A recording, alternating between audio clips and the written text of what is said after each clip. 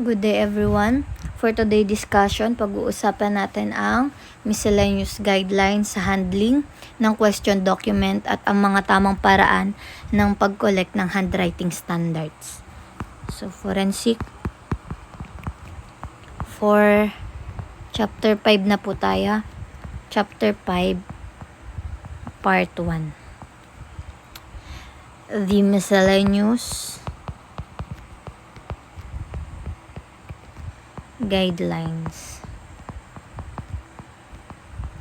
So, alam nyo ba na kahit simpleng mga pirma lang, pwede ito maging critical evidence sa isang kaso. So, kaya napaka-importante na tama yung pag-handle and pag-analyze ng isang document. Okay? So, by the end of this class, you should be able to first understand how to properly handle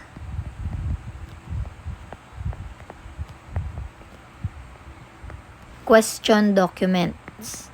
So, although nagkaroon tayo ng mga pahapyaw kung paano pinapasa yung mga ebidensya simula sa pagkuha hanggang pagdating sa korte.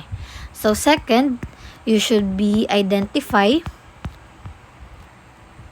the different sources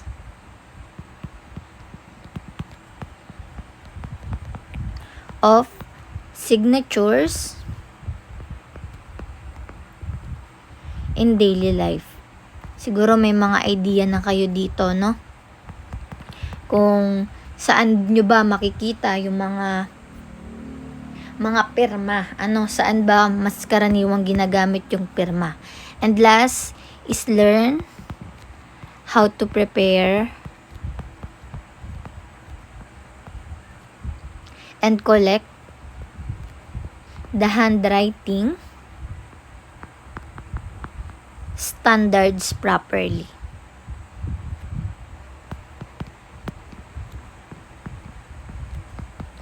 So, dito, kaya nga tayo merong chain of command pagdating sa mga ebidensya. Sa question document, same lang din, no? Dapat masunod yung mga rules sa proper way of pagkuha ng mga evidence. So, first, punta tayo sa part 1, which is the general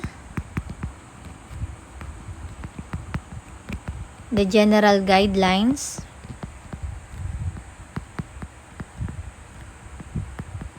in handling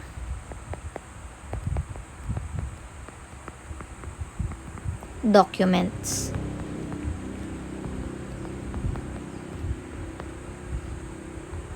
So, let's start with the basic, no, but very important rules. Una is i-inform mo yung laboratory about sa writer's condition. So, inform the laboratory about the writer's condition.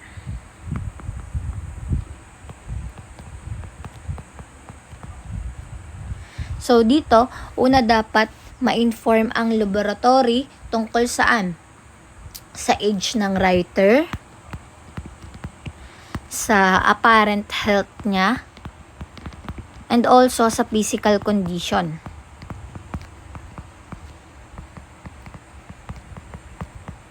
So, bakit ito importante?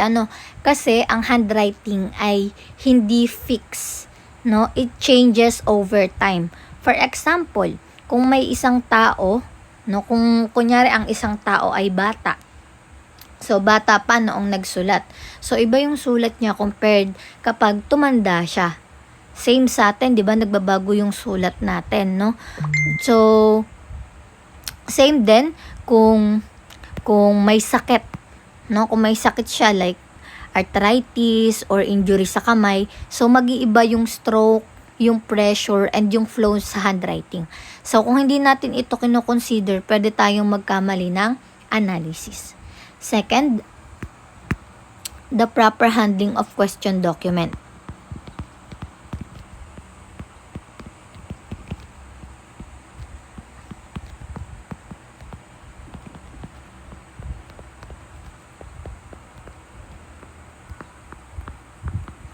So, the next rule, do not fold, staple, nabulol na no, sa stapler and staple, or pin the documents. So, the rule is do not fold, staple, and or pin yung documents. So, simple lang pakinggan, pero sobrang critical na to. So, bakit po? So, ang folding, maaari magdulot to ng permanent crease. Di ba pag finold natin, kunyari yung kanto, pag finold mo yung kanto, magiging ang itsura niyan, may ganan na, may crease. So, ang stapler naman, or ang pin, maaari makasira yan ng paper fibers. So, pwede din itong mag-leave ng mga marks na makakaapekto sa examination. So, kapag hawak mo yung document, wag mo na talaga siyang papakilaman. Hindi na pwedeng i-fold, i-stapler, or i-pin, no? Para ma-preserve. So, yung best practice dyan sa document na nakuha is use envelopes. So, use the plastic sleeves. And also avoid the unnecessary handling.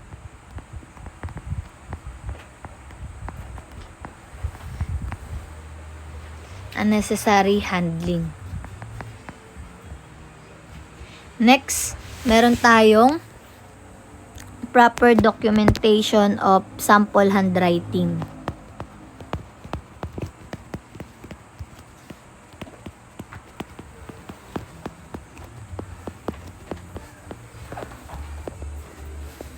Sample handwriting.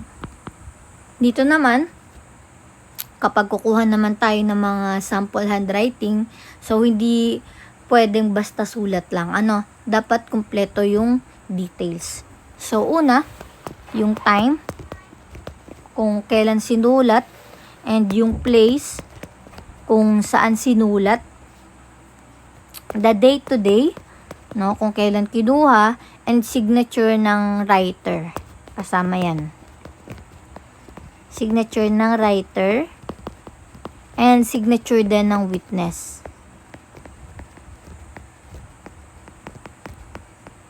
So, kung magtataka kayo, bakit may witness, syempre para masigurado na authentic ang sample at hindi fabricated.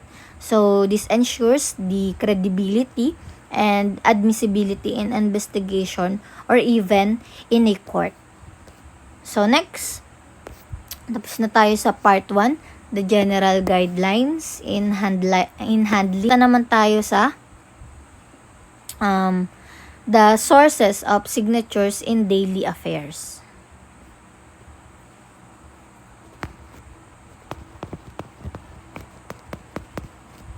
Sources of signatures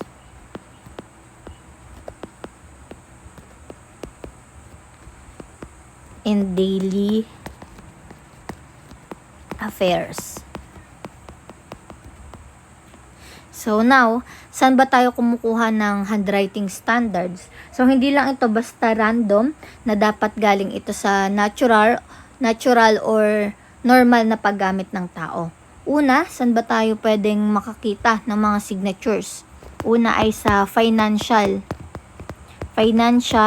or yung mga banking documents.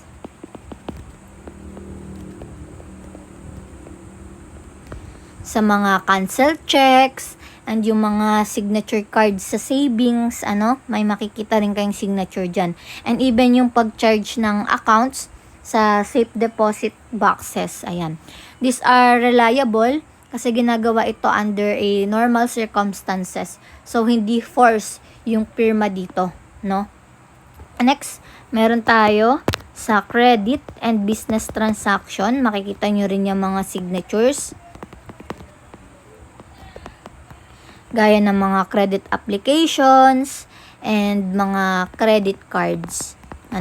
Yung mga sales slips and yung job orders, gaya sa pagtatrabaho, may mga pirma din. And the Kasali din dito yung mga purchase slip and requisition.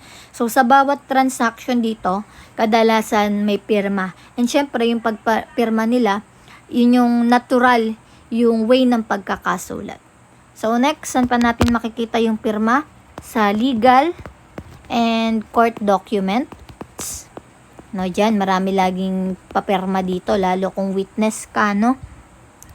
So, makikita to sa mga court records, sa affidavits. Ayan, sa affidavits marami kasi mismong per page ata, lalo kung attorney ka, marami kang pipirmahan. Ano? So, the naturalization papers, kabilang din. And yung mga bankrupt proceedings. Yan. Pati na rin, yung mga divorce papers, ano, syempre yung pag-agree ng dalawang tao. And also the will and the state's files. No, kasali din yan, no, yung mga naiiwang mga pamana, syempre kailangan ng pirma. And the powers of attorney. So, yun yung pinakamarami dito. So, these are the very strong sources because, ang tandaan, very strong sources to because they are formal and verified. Ano? Kaya nga meron tayong tinatawag na notaryo, no, sa mga attorney, yung mga pirma nila kailangan at importante. So, very legal. And next, the government and issue document. Yan, kabilang din yan.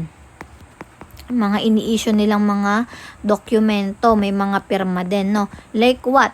Yung mga passports, ID, and yung marriage application, siyempre ng both spouse sa pagpirma nila. And kahit yung may mga driver's license dyan, di ba, may pirma din na nilalagay sa card. And yung iba pang mga license application. Ayan. So, these documents is usually required to identify the verification. So, mataas siya sa reliability. Kasi identification. And next,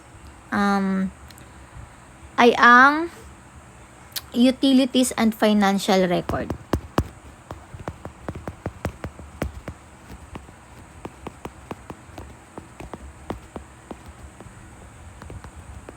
So, dito, yung mga applications sa mga pag-a-apply sa mga water, electricity, no? Kahit yung mga telephone services, ayan, makikita rin dito yung mga signature nila. Kahit yung mga pag-a-apply ng loans, 'di ba? Kailangan yun ng signature and ng resibo. So again, these are part of the everyday life. So natural signature din yung makukuha dito. And next is pala to, F na tayo, the other common sources. So, sulat nyo na lang tong other common sources. Meron tayo dito yung mga pawn shop and the currency exchange records. So, pagpapalit ng pera or pagsasangla, kasali dito, kailangan pa rin ng pirma. And next, sa trabaho, yung mga payroll nila, yung mga timesheets, or kung sakaling OJT na kayo, pagdating ng 4th year, kailangan ng pirma dun sa kalimutan ko na, may papapirmahan kayo everyday, no, para sa naka-time in and naka-time out kayo, no? And yung mga barangay registration and petition, kasali din dito.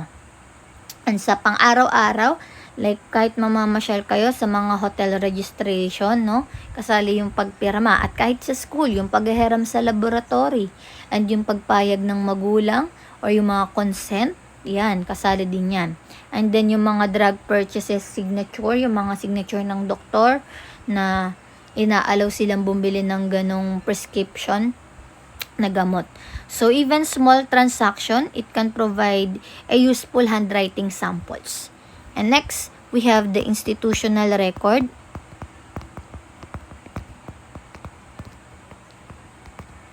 Like sa mga church records, ano, and yung mga club and organization. Pati na rin yung mga veteran and professional society, kasali dito, mga institutional.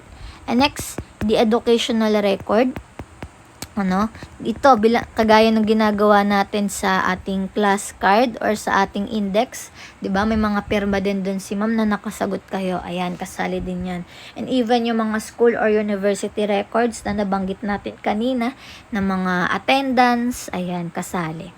So, last is the identification and special application.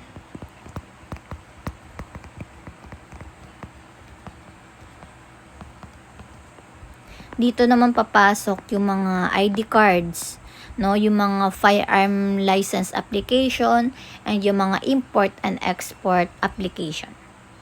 So, the reason we use these sources is because yung mga signature natin, they are made naturally.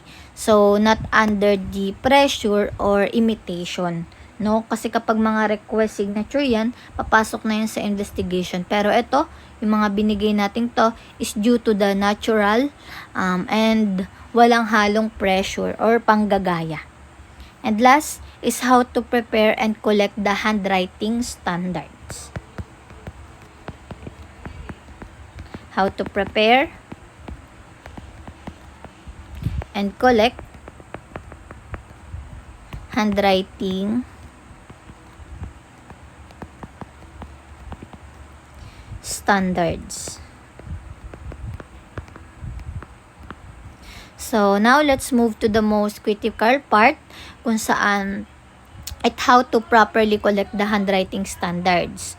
Unahin natin yung tatlo lang naman to, amount of standard writing na kukunin. So, nasabi na natin to, di ba, nung nakaraan. So, hindi sapat ang isang sample lang. Bakit? Because handwriting has natural variation. So, dapat multiple samples, marami, and syempre different in some instances, and enough yung quantity para sa comparison. So, the more samples you have, the more accurate your analysis will be. So, dapat maraming samples yung makuha, in short. Pangalawa, the similarity of subject matter. So, yung next factor naman natin is yung similarity. So, kung ang question document ay printed, so dapat printed din yung standard. At kung cursive naman, edi dapat cursive din yung standard. No? So, hindi pwedeng i-compare ang magkaibang style. So, that would lead to incorrect conclusion. So, last is the relative dates of writing.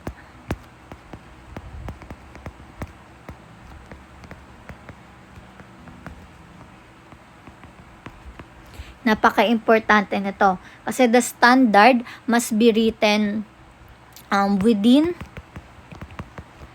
5 years before or within 5 years after ng question document. So, why? No, because yung handwriting nga natin ay na-evolves. Yung ang sulat mo noong high school ay maaring iba na ngayon, right? So, kung sobrang layo ng pagitan ng dates, hindi siya reliable for comparison. Kaya nga dito, ay nilagay natin dito yung saan yung date, no? Yung sa proper documentation of the sample handwriting ng isang writers. Okay? So, let's have a quick activity na kahit isulat nyo na lang dyan, pero I will tell din naman kung ano yung answer. So, imagine nyo na lang may question signature sa isang loan document. So, saan kayo kukuha ng comparison samples? Syempre yung mga possible answers na meron tayo is yung sa ID, yung signature niyan sa ID, yung mga school records, bank records, and yung previous na mga application, yung mga application niya, gaya rin sa mga loans. So, yun lang naman. And, review tayo ng kaunti sa natutunan natin today. So, una, always consider mo yung writer's age and physical condition. Yan. Yung writer's age and physical condition. So, handle the documents carefully. No? Sabi nga natin, no folding, stapler, or pinning. And next, maraming sources ng signature sa daily life. No? And pagdating naman sa pangongolekta ng mga standard, dapat ay, ang sabi natin dito, dapat ay marami, and dapat similar, at dapat ay within 5 years. Yun lang. 5 years lang yung range, no? And that concludes our discussion. So, tandaan lang na small details in handwriting can make a big difference pagdating sa investigation. So, next time, we'll try the actual handwriting comparison. Okay? So, any more question? Dahil kung may tanong kayo, ay pwede nyo namang isulat sa notebook. Mababasa ko naman yan kapag nag-check ako. So, thank you.